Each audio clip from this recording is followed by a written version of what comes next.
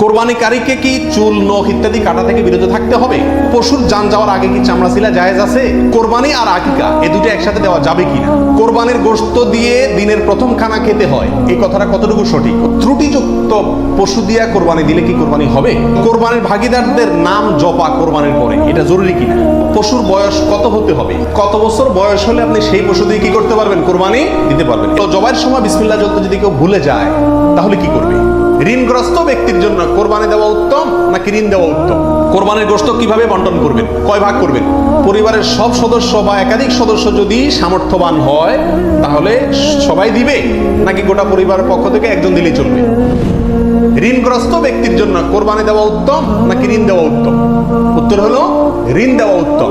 কারণ কোরবানির চাইতে তার জন্য ঋণের গুরুত্ব বেশি। সে যদি ঋণগ্রস্ত হয় তার জন্য কোরবানি ইসলামী শরীয়তে তার জন্য কোরবানি না, তার জন্য ঋণ দেওয়া জরুরি। সে ঋণ পরিশোধ করবে, এরপরে টাকা থাকলে কোরবানি দিবে, না থাকলে কোরবানি দিবে না। কিন্তু আমাদের আজকাল অবস্থা হলো ঋণ থাকলেও আমরা কোরবানি দিই, কারণ না দিলে মুখ রক্ষা হয় না, ছেলে মেয়ে কার দিকে চেয়ে থাকবে, গোশত কোত্থেকে খাবে। অতএব এগুলা কোরবানি না, এগুলা নিছক গোশত খাওয়া এবং ফুর্তি। লোন করে কোরবানি করা যাবে কিনা? হাওলাত করে ঋণ করে কোরবানি করা যাবে কিনা? এর উত্তর হলো যাবে, যদি সেই ঋণের টাকাটা দেওয়ার মতো ব্যবস্থা বা ইচ্ছা, সদিচ্ছা থাকে, তাহলে ঋণ করেও কি দেওয়া যাবে? ঋণ করে ভালো কাজ করা যায়। পশুর বয়স কত হতে হবে? কত বছর বয়স হলে আপনি সেই পশু দিয়ে কি করতে পারবেন? কোরবানি দিতে পারবেন। এর উত্তর হলো, পশু যদি হয় সবচেয়ে বড় পশু অর্থাৎ ওট, তাহলে সেক্ষেত্রে সেটার বয়স হতে হবে কমপক্ষে 5 বছর। কত বছর? 5 বছরের নিচে যদি ওটের বয়স থাকে ওইটা এমনি জবাই করতে খেতে পারবেন, কিন্তু কোরবানি হিসাবে কি করতে পারবেন না। জবাই করলে ওটা কোরবানি আদায় হবে না। গরু যদি হয় তাহলে সেক্ষেত্রে তার বয়স হইতে হবে কমপক্ষে 2 বছর।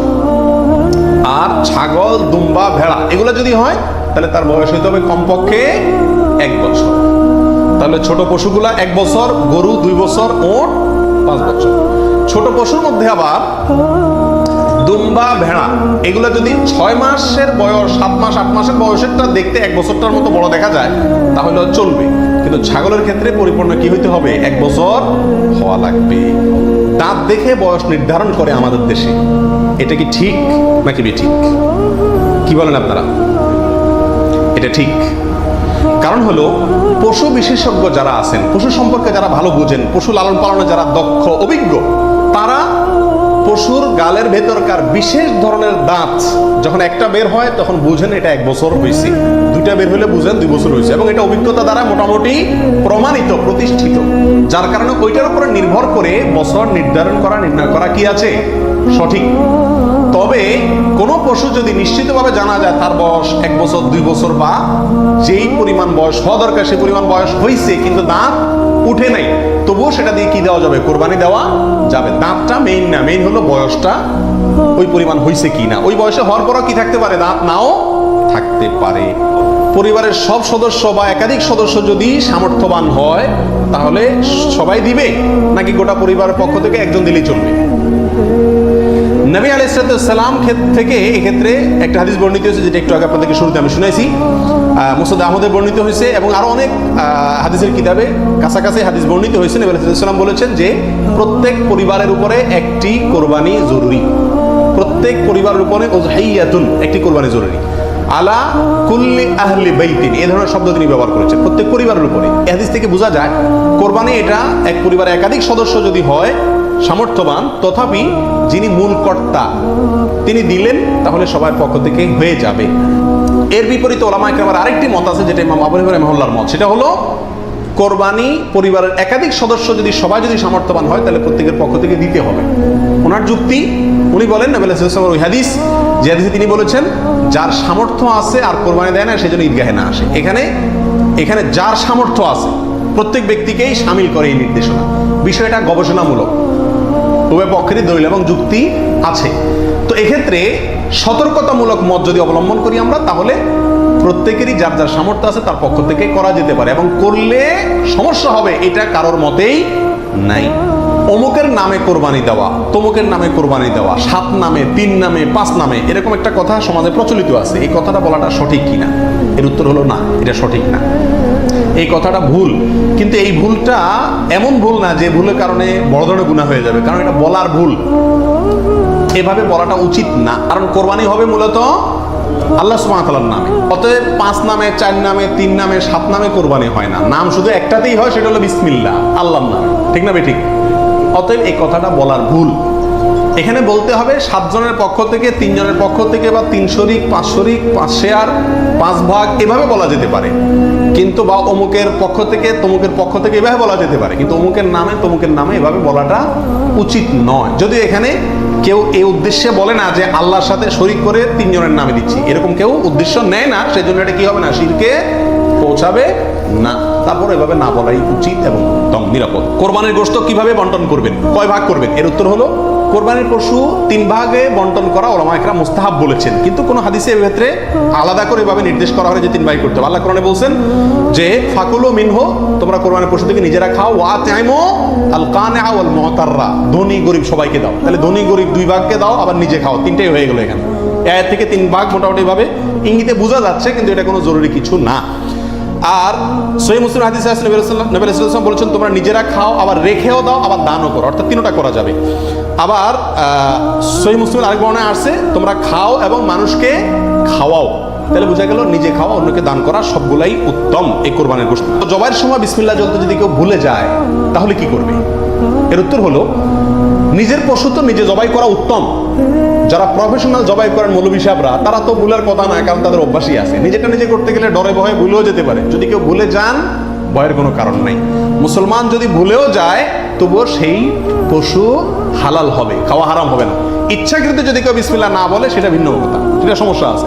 কিন্তু ভুলে যদি বিসমিল্লাহ না বলে, তাতে পশু হালালই থাকবে, হারাম হবে না ইনশাআল্লাহ। কসাইকে শুরুতে সাপ বলে দিতে হবে যে ভাই গোশত পাবা না, কত টাকা নিবা সাপ বলো, তুমি সে আশা করে বসে থাকিও না। 2 টাকা বেশি নাও, কিন্তু আমি তোমাকে গোশত টোস্ত বা কোনো কিছুই দেবো না। তবে হ্যাঁ, কসাই যদি আপনার প্রতিবেশী হয়, আপনার আত্মীয় হয়, অথবা অন্য গরিব মানুষ হয়, অন্য 10 জন গরিবকে যে পরিমাণ দিতেন তাকেও সে পরিমাণ দেন, তাহলে সমস্যা নেই, ওটা ঠিক আছে। কিন্তু অন্য গরিবদেরকে দেন আধা কেজি করে, তারা দেন 5 কেজি, সমস্যা আছে। কারণ 4.5 কেজি আপনি কেন দিলেন তাকে? কাটছে সেজন্য, এটা বিনিময় হয়ে যাচ্ছে, এই জন্য এটা করা যাবে না। অতএব নাড়ি বুড়িও যদি কেউ সাফ করে, তাকেও কি দেওয়া যাবে না? ওই নাড়ি বুড়ি সাফের বিনিময়ে নাড়ি বুড়ির অর্ধেক বা গরুর কোনো অংশ তাকে দেওয়া যাবে না। সাফ করলে সাফের বিনিময়ে তাকে ক্যাশ টাকা দিয়ে দিবেন।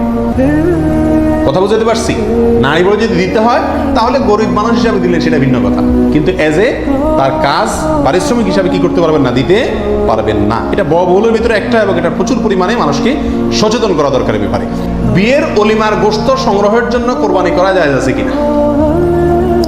আমাদের দেশে উল্লেখযোগ্য সংখ্যক বিয়ে হয়ে থাকে কোরবানিদের পরে। আপনারা খেয়াল করবেন, আগদ হয়তো আগে পরে হয়, খাওয়ান দাওয়ানের অনুষ্ঠান হয় কোরবানিদের পরে। আল্লাহ মাফ করুক, কোরবানির সময় তো গরু একটা এমনি জবাই করা লাগে, তো ওই সময় যদি অলিমার অনুষ্ঠানটা বা বৌভাতের অনুষ্ঠানটা করা যায়, তাহলে তো ওই গোশত দিয়েই সারা যায়, গোশতের টাকাটা বেঁচে যায়। যদি কারোর এরকম উদ্দেশ্য থাকে, তাহলে সেক্ষেত্রে তার কোরবানি হবে না। আর যদি কেউ মনে করে যে না, ঈদের পরে সবাইকে পাইতে সুবিধা হয়, সেজন্য ওই টাইমটাতে করতেছি, অথবা আপনার কোরবানি করলাম, অলিমার জন্য আলাদা গরু জবাই করলাম, অথবা আপনার কোরবানির গোশত অলিমার জন্য করি না, আমি অলিমা করলেও একটা গরু দেই, অন্য বছর না থাকলেও একটা গরু আল্লাহর জন্য দেই, এরকম যদি কেউ থাকে তাহলে তার জন্য জায়েজ। আর তা না হলে এই কোরবানির গোশত দিয়ে অলিমা সারা, অনুষ্ঠান সারা, এটা যদি ওই উদ্দেশ্যে করে, তাহলে সেক্ষেত্রে এটা কোরবানি হবে না, বরং এটা এক ধরনের তামাশা হবে কোরবানির নামে। কোরবানির সুন্নাহ পদ্ধতি কি, কোন দিকে ফিরে জবাই করতে হবে?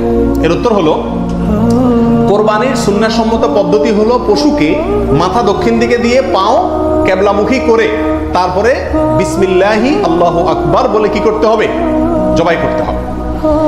জবাই করার ক্ষেত্রে সাধারণত পশুর কানকে গলার দিকে টেনে ধরলে যে জায়গায় এসে কান থামে, ওই জায়গা বরাবর যদি ছুরি চালানো হয়, তাহলে খুব দ্রুত পশুর জবাই হয়ে যায়, কষ্ট কম হয়, হাঁডি টাডির উপরে যায় না সাধারণত। বাকি এই জায়গাটা ধরে যেখানে হাড্ডি নেয় সেখানে ছুরি চালানো, এবং পশ্চিম দিকে ফিরিয়ে দক্ষিণমুখী করে করা। যদি কেউ অন্য কোনো দিকে ফিরে করে ফেলে, তাহলেও তার কোরবানি হয়ে যাবে, কিন্তু এটা সুন্নাহর খেলাফ হলো। রাসূল আকরাম সাল্লাল্লাহু আলাইহি সাল্লাম থেকে এভাবে কোরবানি করাটাই প্রমাণিত আছে।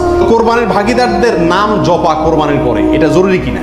আপনারা দেখবেন ভাগীদারে কোরবানি যদি দেয়, তার লিস্ট লিখতে লিখতে অবস্থা খারাপ হয়ে যায়, এবং যিনি কোরবানির পশু জবাই করেন ওই হুজুর নাম নিতে নিতে অবস্থা খারাপ। আল্লাহর নামে এতবার নেয় কিনা সন্দেহ, এতবার ওই ভাগিদারদের নাম নেয়, কারণ ভালো করে নাম নিলে টাকা পাওয়াও, কোরবান জবাইয়ের টাকা পাওয়াও কঠিন হয়ে যাবে। তো এটা জরুরি কিনা? উত্তর হলো এটা মুস্তাহাব। কোরবানি করার পরে আল্লাহুম্মা তাকাব্বালহু মিন ফুলান ফুলান ফুলান, আল্লাহ এটাকে অমুকের পক্ষ থেকে নাম ধরে তাদের পক্ষ থেকে কবুল করুন, এরকম বলাটা মুস্তাহাব, উত্তম। রাসূল আকরাম সাল্লাল্লাহু আলাইহি ওয়াসাল্লাম নিজেও বলেছেন, আল্লাহ এটা আমার পক্ষ থেকে কবুল করেন, এটা আমার উম্মতের পক্ষ থেকে কবুল করেন, আমার পরিবার, এটা আমার উম্মতের পক্ষ থেকে। তাহলে এভাবে সবার পক্ষ থেকে কোরবানি, যে কয়জন দিচ্ছে তাদের পক্ষ থেকে কোরবানি হচ্ছে এই কথাটা, এবং তাদের পক্ষ থেকে আল্লাহ কবুল করেন, এটা বলাটা উত্তম, মুস্তাহাব কিন্তু কিনা। কোনো কারণে যদি এটা কেউ বলতে ভুলেও যায়, নিয়ত যেহেতু আছে আল্লাহ জানেন, অতএব কি হয়ে যাবে? কোরবানি হয়ে যাবে। পশুর জান যাওয়ার আগে কি চামড়া ছিলা জায়েজ আছে? উত্তর হলো না, কঠোরভাবে নিষেধ। আমাদের দেশে কসাইরা এবং যারা চামড়া ছিলে নিজেরা অনেক সময় দেখা যায় জান এখনো পুরো বাইর হয় না, রু বাইর হয় না, তার আগেই ওই পায়ের রগ কাটা শুরু করে, চামড়া ছিলা শুরু করে, পুরো নাড়াছাড়া করে। এটা জায়েজ নাই, এটা গুনাহের কাজ। আপনি কোরবানি করছেন ইবাদত, অথচ গুনাহ হচ্ছে সাথে।